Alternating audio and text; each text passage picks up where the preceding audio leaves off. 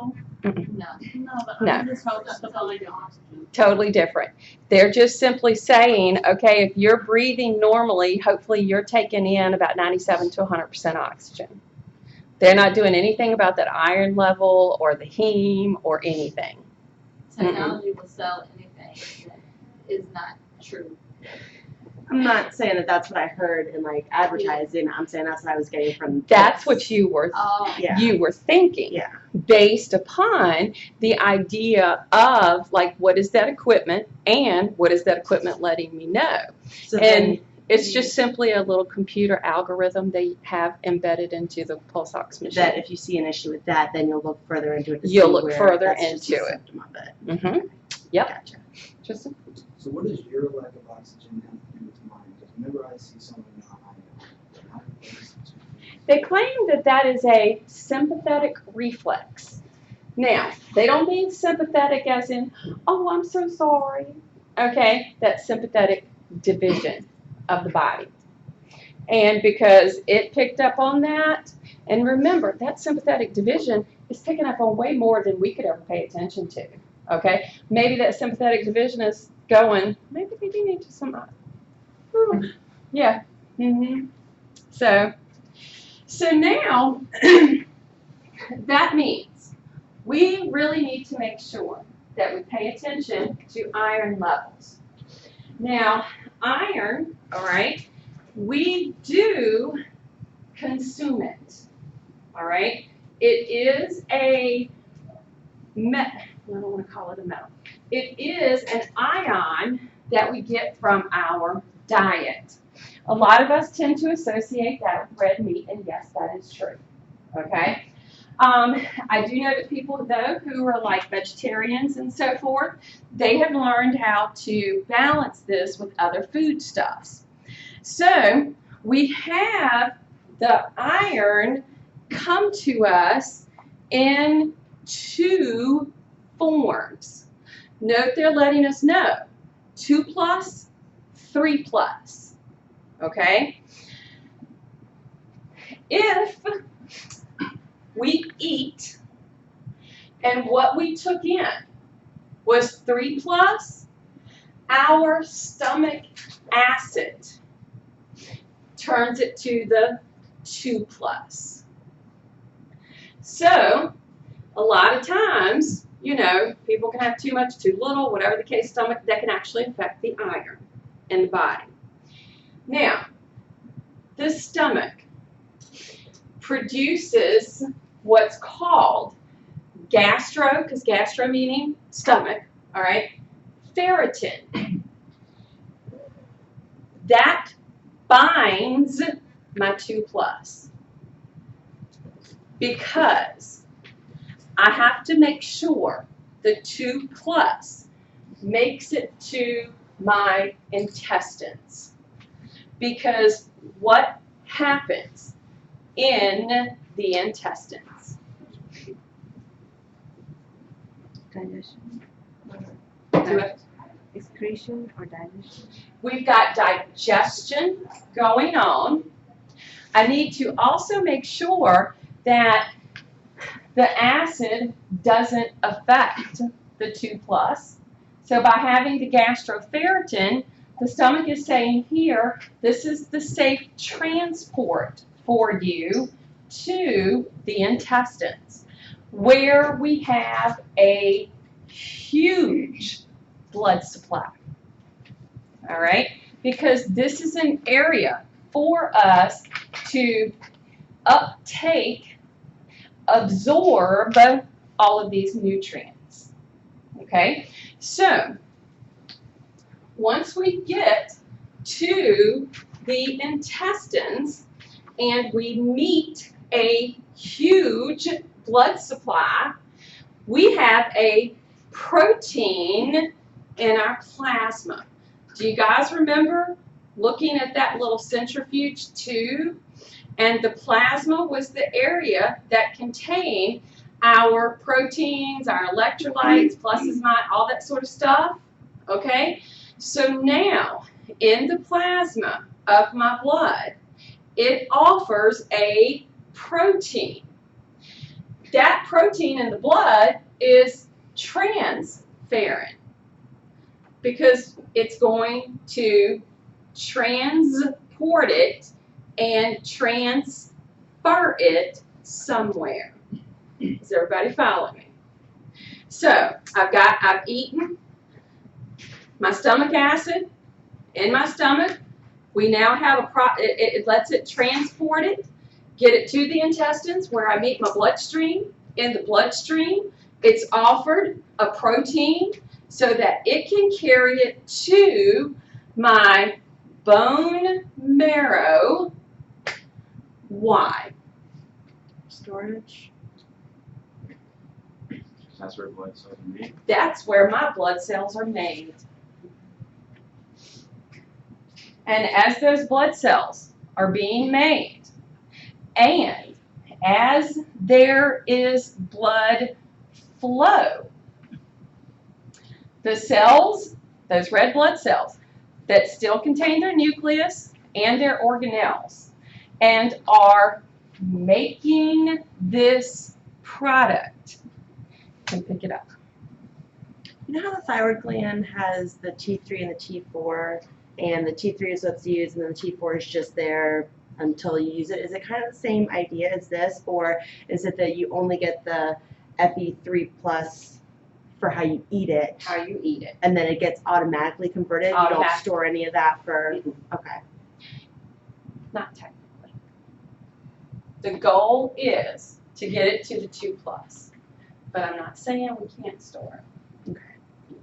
But don't get ahead of me, okay? Because that gets really complicated. So the goal: take that 2+ to the bone marrow, to the liver. Once again, I kind of repeat myself.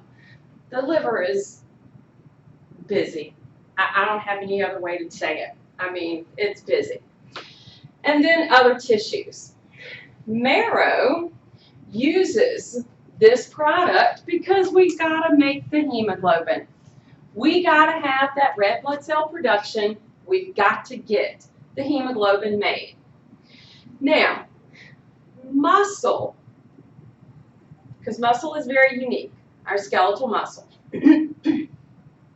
makes a protein that can bind it, called myoglobin.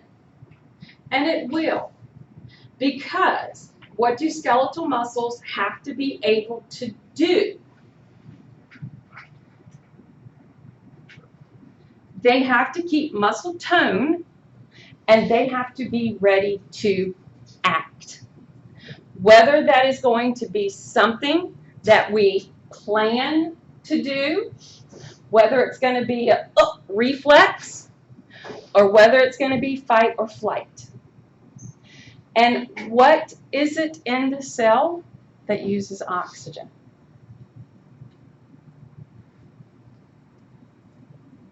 What process in the cell to make what? ATP. And what needs ATP?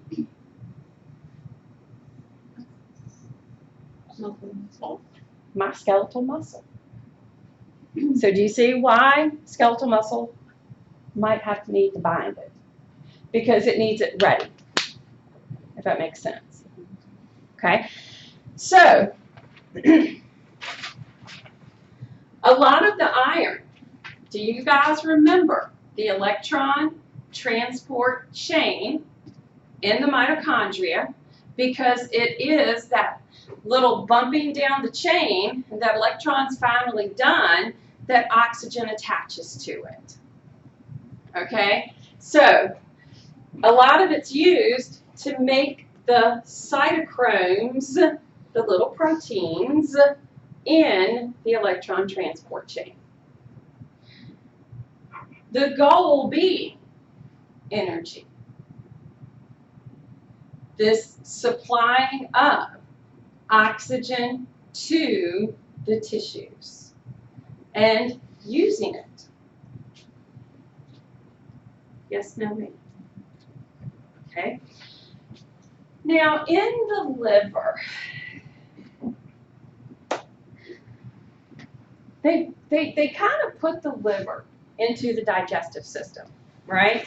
Okay? That's because, I guess when, with discovery, labeling of stuff, putting stuff together in an organ system, we probably had absolutely no clue what all the liver could do, okay? To say that, is there anything the liver is not involved in?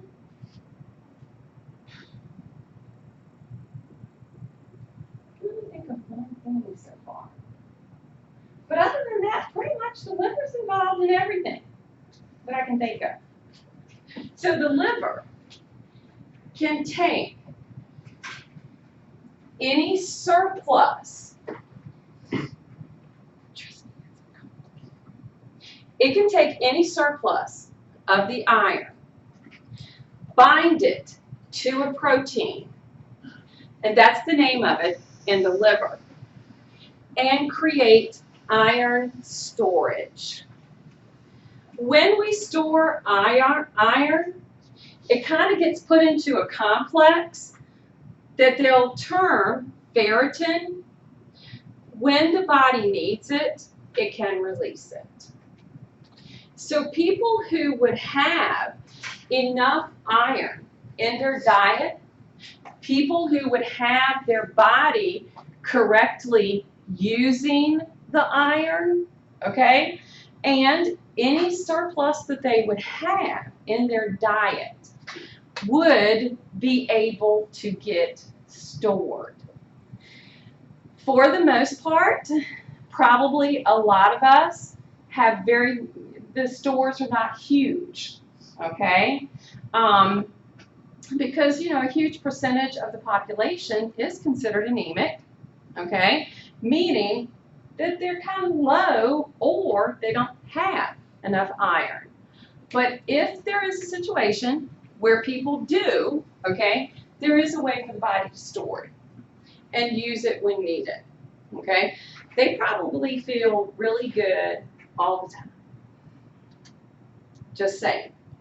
Does that affect their body temperature?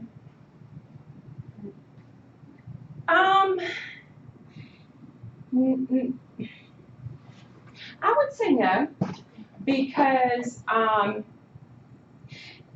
it would maybe affect it in a second or third hand way, because maybe if there is this really good use, a little bit of storage, iron being available, the ability for it to bond to oxygen, take it around, and so forth, they may have a higher metabolism, which would increase body temperature, okay? I wouldn't say it would be directly related to the iron. It would be directly related to metabolism of the body. Why are most people considered anemic? Do we have trouble getting it from our diets? And is that just something that's like the American diet isn't high in it because foods are suffering, or just the things that we're eating specifically, like to everything? So what can you do to help that? Change your diet? No, when I ask about like the diet, I mean like, how they say foods don't have like the same taste or nutrients in them anymore that they used to because of like, They don't. but is that why? And the problem is, we truly, without having a total turnaround, which we really can't do now, okay, because we have depleted the soils of the ability to do that, okay, so the only thing that can happen is to add it man-made, and which is what happens. That in no way is taken up by the plant like it should be, and then therefore when you eat that plant or eat something that ate that plant is not sufficient anymore. So it's not just the American diet that suffers, it's all over the world because that's just how. No, technically the American diet is the worst on the planet, okay? It's the worst on the planet. Agricultural processes for so long have been so detrimental to our foodstuffs. Now you've got the genetic modification of organisms, which means grow faster.